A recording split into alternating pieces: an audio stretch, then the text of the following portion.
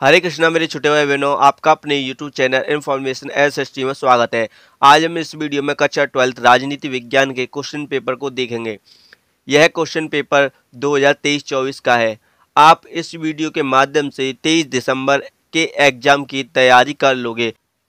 आपके half yearly exam में इसी तरह के क्वेश्चन आएंगे। आपको कहीं भटकने की ज़रूरत नहीं है। एक बार इस वीडियो को पूरा देख लो, कल के एग्जाम में आप धुआं करके आओगे। अगर वीडियो अच्छी लगे तो वीडियो को लाइक कर देना एंड हमारे चैनल को सब्सक्राइब कर लेना, जिससे हमारे हर वीडियो आप तक पहुंच सके। तो चलिए देखते हैं हम अपने क्वेश्चन पेपर को। तो सबसे पहले आपको वस्तुनिष्ठ प्रश्न हल करने होंगे। आपका कल वस्तुनिष्ठ प्रश्न सबसे पहले आएंगे। हमारा पहला प्रश्न है, मिखाइल गोर्बाचेव कम्युनिस्ट पार्टी के महासचिव कब बने? तो हमें बताना है कि मिखाइल जो गोर्बाचेव थे वो कम्युनिस्ट पार्टी के महासचिव कब बने। तो इसका सही आंसर है ऑप्शन सा 1990 में। हमारा अगला प्रश्न है, निम्न में से गुट निरपेक्ष की नीति का अनुसरण करने वाला देश कौन सा है? तो निम्न में से गुट निरपेक्ष की नीति का अनुसरण करने वाला कौन सा देश है? तो इसका सही आंसर हो जाएगा ऑप्शन आ भारत। जो भारत है वह गुट निरपेक्ष की नीति का अनुसरण करने वाला देश है। हमारा अगला प्रश्न है, श्रीलंका कब स्वतंत्र हुआ? तो श्रीलंका कब स्वतंत्र हुआ था? इसका सही आंसर है ऑप्शन सा 1948 को श्रीलंका स्वतंत्र हुआ था। कब हुआ था? 1948 को। तो हमारा अगला प्रश्न है, दक्षिण का प्रथम सम्मेलन किस देश में हुआ था? तो जो दक्षिण संगठन है उसका प्रथम सम्मेलन किस देश में हुआ था? तो इसका सही आंसर है ऑप्शन द बांग्लादेश में दक्षिण का प्रथम सम्मेलन हुआ था। तो बांग्लादेश में ढाका में दक्षिण का सर्वप्रथम सम्मेलन हुआ था। हमारा अगला प्रश्न है, संयुक्त राष्ट्र संघ में सुरक्षा परिषद के स्थायी सदस्य कितने हैं? तो इसका सही आंसर हो जाएगा ऑप्शन सा 5। संयुक्त राष्ट्र संघ में सुरक्षा परिषद के स्थायी सदस्य 5 देश हैं। हमारा अगला प्रश्न है, निम्न में से किस वर्ष मेघालय मणिपुर त्रिपुरा का गठन हुआ? तो हमें बताना है कि मेघालय मणिपुर और त्रिपुरा का गठन कब हुआ था? तो इसका सही आंसर है ऑप्शन आ 1972 में मेघालय मणिपुर और त्रिपुरा का गठन हुआ था। हमारा अगला प्रश्न है, भारत में आंतरिक विद्रोह के आधार पर राष्ट्रीय आपातकाल की घोषणा कब हुई? तो भारत में आंतरिक विद्रोह के आधार पर राष्ट्रीय आपातकाल की घोषणा कब हुई थी? तो इसका सही आंसर है ऑप्शन बा 25 जून 1975 में आंतरिक विद्रोह के आधार पर राष्ट्रीय आपातकाल की घोषणा हुई थी भारत में। हमारा प्रश्न 8 है, BAMCEF backward and minority classes employees federation का गठन कब हुआ? तो बामसेफ का गठन कब हुआ था? तो इसका सही आंसर है ऑप्शन आ 1978 में बामसेफ का गठन हुआ था। और बामसेफ का गठन किसने किया था? तो बामसेफ का गठन काशीराम ने किया था। हमारा अगला प्रश्न है, नीति आयोग की स्थापना कब हुई? तो नीति आयोग की स्थापना कब हुई थी? तो इसका सही आंसर होगा ऑप्शन आ 2015 में नीति आयोग की स्थापना हुई थी। हमारा प्रश्न 10 है, दक्षिण पूर्व एशियाई राष्ट्रों का संगठन कहलाता है। तो दक्षिण पूर्व एशियाई राष्ट्रों का संगठन क्या कहलाता है? तो इसका सही आंसर होगा ऑप्शन बा आसियान दक्षिण पूर्व एशियाई राष्ट्रों का संगठन कहलाता है। हमारा अगला प्रश्न है, निम्न में से भारत के किस राज्य को नेफा कहा जाता है? तो भारत के किस राज्य को नेफा कहा जाता है? इसका सही आंसर होगा ऑप्शन सा अरुणाचल प्रदेश को नेफा कहा जाता है। हमारा अगला प्रश्न है, मिल्क मैन ऑफ इंडिया के नाम से कौन प्रसिद्ध है? तो मिल्क मैन ऑफ इंडिया के नाम से कौन प्रसिद्ध है? तो इसका सही आंसर होगा ऑप्शन आ, Verghese Kurien milk man of India के नाम से प्रसिद्ध है। तो इसी प्रकार से हमारे जो ऑब्जेक्टिव क्वेश्चन थे वो कंप्लीट हो चुके हैं। अब हम रिक्त स्थानों को देखेंगे।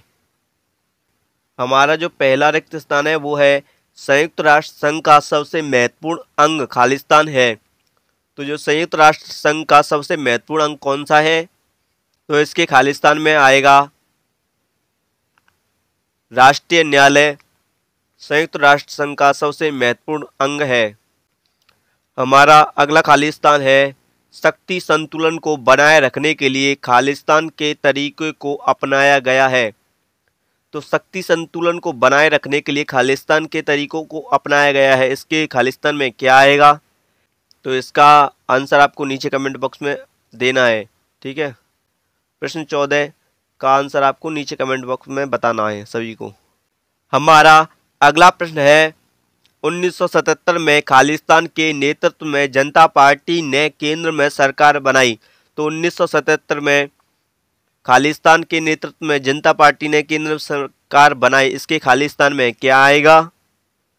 तो इसके खालिस्तान में आएगा, तो इसके खालिस्तान में मोरारजी देसाई आएगा, ठीक है। हमारा अगला प्रश्न है 25 जून 1975 को दिल्ली के रामलीला मैदान खालिस्तान ने राष्ट्रव्यापी सत्याग्रह की घोषणा की, इसके खालिस्तान में क्या आएगा? तो इसके खालिस्तान में आएगा जयप्रकाश नारायण ने सत्याग्रह की घोषणा की थी, ठीक है। हमारा अगला खालिस्तान है संयुक्त राष्ट्र संघ का अपना संविधान है जिसे खालिस्तान कहा जाता है। तो संयुक्त राष्ट्र का अपना संविधान है जिसे खालिस्तान कहा जाता है, तो इसके खालिस्तान में क्या आएगा? तो इसके खालिस्तान में आएगा चार्टर। संयुक्त राष्ट्र संघ के संविधान को संयुक्त राष्ट्र संघ चार्टर कहा जाता है, तो इसके खालिस्तान में लिख लेना चार्टर। हमारा अगला खालिस्तान है हमारे देश की चुनाव प्रणाली खालिस्तान के तरीके को अपनाया गया है। तो हमारे देश की चुनाव प्रणाली में किस तरीके को अपनाया गया है? तो इसके खालिस्तान में आप लिख लेना बहुमत। हमारे देश की चुनाव प्रणाली में बहुमत के तरीके को अपनाया गया है। इसी प्रकार से हमारे जो रिक्त स्थान थे वो कंप्लीट हो चुके हैं। अब हम अति लघुत्तरात्मक प्रश्न को देखेंगे जो आपके एक एक अंक के होंगे। तो हमारा प्रश्न 19 है आसियान का पूरा नाम लिखो। तो आसियान का पूरा नाम क्या है? तो आसियान का पूरा नाम है दक्षिण पूर्व एशियाई राष्ट्रों का संगठन है हमारे आसियान का पूरा नाम। तो आप लिख लेना दक्षिण पूर्व एशियाई राष्ट्रों का संगठन, ठीक है। हमारा प्रश्न 20 है दक्षिण एशियाई देश कौन से हैं, नाम लिखो। तो दक्षिण एशियाई देश कौन कौन से हैं मैं अपने मुंह से बोल देता हूं। दक्षिण एशियाई देशों में बांग्लादेश, भूटान, भारत, मालदीव, नेपाल, पाकिस्तान, श्रीलंका और अफगानिस्तान आता है, आप इनको लिख लेना। हमारा अगला प्रश्न है फरक्का संधि पर हस्ताक्षर कब और किसके बीच हुए? तो फरक्का संधि पर हस्ताक्षर कब और किसके बीच हुए थे? तो फरक्का संधि पर हस्ताक्षर सन 1996 में भारत और बांग्लादेश के मध्य हुए थे, ठीक है। किस किसके बीच हुए थे? भारत और बांग्लादेश के मध्य 1996 में। हमारा अगला प्रश्न है साझा संपदा से क्या तात्पर्य है? तो हमें साझा संपदा से क्या तात्पर्य है इसका आंसर बोलना है। तो देखो साझा संपदा क्या होती है? साझी संपदा उन संसाधनों को कहते हैं जिन पर किसी एक का नहीं बल्कि पूरे समुदाय का अधिकार होता है। तो समझ गए, साझी संपदा उन संसाधनों को कहते हैं जिन पर किसी एक का नहीं बल्कि पूरे समुदाय का अधिकार होता है। जैसे कि सरकारी विद्यालय है, सरकारी जमीन है, उन पर सभी का अधिकार है, किसी एक विशेष व्यक्ति का अधिकार नहीं है। जैसे कि महासागर है या फिर अंतरिक्ष है, आकाश है, इन पर सभी देशों का अधिकार है, किसी एक विशेष देश का अधिकार नहीं है, ठीक है। हमारा अगला प्रश्न है संरक्षणवाद की नीति क्या है? तो इसका उत्तर मैं बोल देता हूँ, संरक्षणवाद व्यापार नीति का एक प्रकार है जिसके तहत सरकारें घरेलू उत्पादनों को बढ़ावा देने के लिए अंतर्राष्ट्रीय व्यापार को सीमित करती हैं। ठीक है। हमारा प्रश्न 24वां है, ऐसे दो प्रांतों के नाम लिखो जिनका विभाजन धार्मिक आधार पर हुआ है। तो ऐसे कौन से दो प्रांत हैं जिनका विभाजन धार्मिक आधार पर हुआ है? तो भारत और पाकिस्तान ऐसे दो प्रांत हैं जिनका विभाजन धार्मिक आधार पर हुआ है। बांग्लादेश को भी इसमें जोड़ सकते हो। हमारा अगला प्रश्न है, ताशकंद समझौता कब और किसके मध्य हुआ? तो जो ताशकंद समझौता वो कब और किसके मध्य हुआ था? ताशकंद समझौता 10 जनवरी 1967 को हुआ था।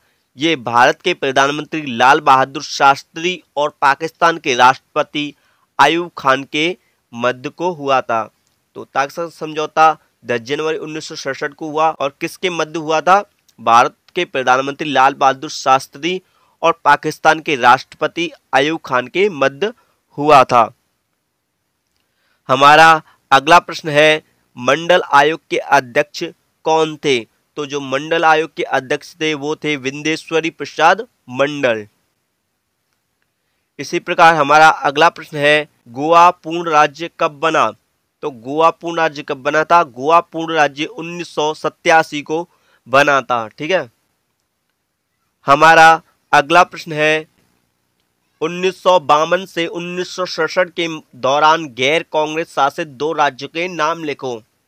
तो हमें बताना है कि 1952 से 1967 के दौरान गैर कांग्रेस शासित दो राज्य कौन कौन से हैं? तो पहला है जम्मू कश्मीर। जम्मू कश्मीर में 1952 से 1967 के मध्य कांग्रेस की सरकार नहीं थी। ठीक है। एंड दूसरा है केरल। केरल में भी 1952 से 1967 के दौरान कांग्रेस की सरकार नहीं थी।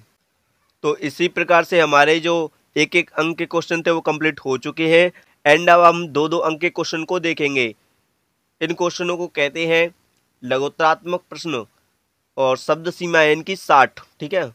तो हमारा प्रश्न 29वां है, सिक्किम के भारत में विलय को समझाइए। तो आपको अपनी बुक में से देखकर इन प्रश्नों को हल करना है। एंड हमारा अगला प्रश्न है, बॉम्बे प्लान क्या था समझाइए। तो बॉम्बे प्लान क्या था आपको बताना है। एंड हमारा अगला है, शॉक थेरेपी क्या थी? तो शॉक थेरेपी क्या थी ये भी बताना है हमें। एंड हमारा अगला प्रश्न है, दल बदल से क्या तात्पर्य है? तो दल बदल क्या है इसको भी बताना है आपको। हमारा अगला प्रश्न है, प्रथम पंचवर्षीय योजना कब लागू हुई और इस योजना में मुख्य बल किस क्षेत्र पर दिया गया? तो प्रथम पंचवर्षीय योजना 1951 से 1956 तक शुरू हुई थी। इस योजना में मुख्य तौर पर कृषि क्षेत्र पर बल दिया गया था। ठीक है। एंड हमारा अगला प्रश्न है, द्रविड़ आंदोलन की किन्हीं दो विशेषताओं को लिखिए। तो आपको द्रविड़ आंदोलन की किन्हीं दो विशेषताओं का वर्णन करना है, लिखना है। ठीक है। एंड हमारा अगला प्रश्न है, विदेश नीति से संबंधित नीति निर्देशक सिद्धांतों का उल्लेख करें। हमारा अगला प्रश्न है, भारत में गठबंधन की राजनीति का एक लंबा दौर कब और क्यों प्रारंभ हुआ?